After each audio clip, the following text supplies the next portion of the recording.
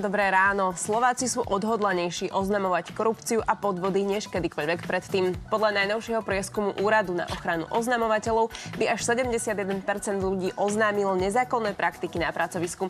Viac sa o tejto téme budeme rozprávať so Zuzanou Dlugošovou, predsedničkou Úradu na ochranu oznamovateľov. Pekné dobré ráno. Dobré ráno. Pekné ráno. Prečo je anonymita oznamovateľov taká dôležitá? A je dobre spomenúť, a ďakujem za túto otázku, že tá najúčinnejšia ochrana svojím spôsobom a pred nejakými prípadnými odvetami môže znamenať práve anonymné oznamovanie. A naše zákony to umožňujú, aj Úrad na ochranu oznamovateľov prijíma anonymné oznámenia. V prípade samozrejme, že sú riadne odôvodnené, že sú tam riadne dôkazy, podklady na to a že tento človek prípadne aj ostane v kontakte s úradom pre prípadné ďalšie otázky. A my takéto oznámenia príjmame a ukazuje sa, že je to naozaj efektívny nástroj a že ľudia aj z týchto našich prieskumov, o ktorých sme hovorili, sú ochotní podstúpiť toto v prípade, že tá anonymita bude zachovaná. Ďakujeme veľmi pekne za aktuálne informácie. Tak